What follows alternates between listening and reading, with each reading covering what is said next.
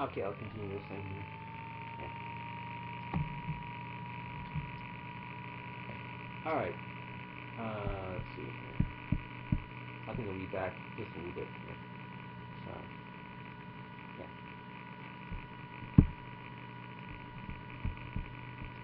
Alright, Marcia says, God using an atheist as a prophet? That's funny. And the man says, well, why not? Um, the evil brothers of Joshua, selling Joshua off into Egyptian bondage, and later, oh, excuse me, the evil brothers of Joseph, and selling Joseph off into Egypt, uh, where you later find Joseph giving the meaning behind such betrayal and why it had to happen, adding, you meant it for evil, but God meant it for good. And it all did become good, Marshall said. Look at man says. Anyway, besides a little note and strip of video tape in those cassettes and flying saucers, Marshall, flying saucers. Well, actually, two paper plates stapled together with the messages in the middle and flown frisbee style into Burning Man campsites. Marshall, how many flying saucers? Oh, probably 5,000 is all. That's pretty much all he did in the 3 days and 3 nights we were up there. Make those crazy objects. At the time, I thought he was greatly wasting his time while I was having the time of my life. Anyway, he placed a little rectangle stone tile spray painted black and looked very much like the monolith in the movie 2001 into each of those saucers and black cassettes to go with the spirit of the Odyssey movie. Although he was all business, seeing his project as a kind of 2001 a spiritual odyssey, I again got carried away and had a whole lot of bohemian fun with the trance and electronica music, free booze and babes and burning sage you just couldn't escape from. And he caught it all on videotape when he wasn't setting up his Twilight Zone stuff. I tried to give him big hints that I wanted him to dig it up and erase over it when I got my mind back, but I doubt he ever did. For one thing, there were some cute girls on that tape that he liked. I just couldn't see him taping over them. Even if I saw him taping over it, I thought, hell, what if he has a copy of it? It helped motivate me in my actions. I was feeling pretty good to see that videotape uh, in Operation Black Comet Unraveling. Marsha, Operation Black Comet. That's what he called the launch of messages because the unraveling video off the reel like that, was like a comet. It was cool hearing those things unraveling from the car like that. The more it unraveled, the faster and more exciting the sound. Anyway, I thought, no way would anyone be picking this stuff up and actually playing it.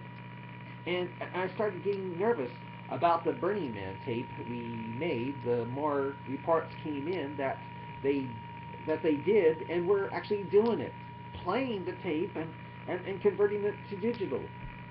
I'm cringing every time I find another video on the net downloaded with the title messages from the Age of Earth. I keep on thinking, is this the clip that has me with my dingus out?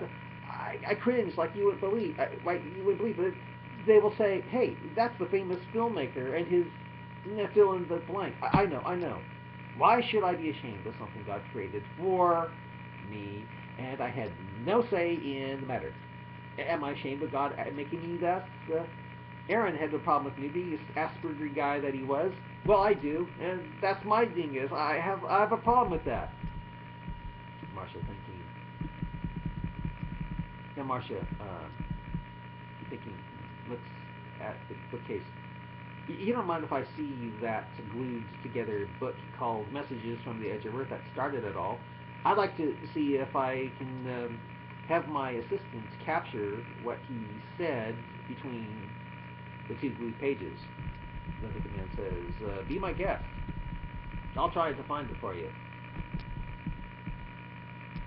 I'm thinking it should be called Observations of the Strange, for it's mostly of a guy who is seen preparing for the launch of messages, sitting through old videotapes that make him have flashbacks that bring him to why he was about to launch it to launch it, and the strange things he experienced and observed, filling him with religious and philosophical questions. The screenplay begins with a monologue about the Voyager space probe launched back in the 1970s, and it ends with one about the crafts as well. It's basically a tale about loneliness and a run-in with the Twilight Zone. It's kind of a what if. All that he's prepared for comes to nothing. That instead of 2001 A Spiritual Odyssey, it was just a 2001 A Spiritual Idiocy. Marcia smiles. When the man of the movie is seen driving away in the night, the camera above him starts pulling away to the point where the light. Yeah. When the man of the movie is seen driving away in the night, the camera above him starts pulling away to the point of where light he's making appears as a lonely star in a universe of stars. The city he's in is a galaxy. The cities around that, the universe. Thus he is, like the Voyager space probe, getting lonely among the stars. I think a French director might like such an ending as it has, like such an ending as it has. It too has a monolithic video in it. Marcia says, "Are you sure he was ever a Muslim? Are you sure he was ever a Muslim?" The man says, I really don't know.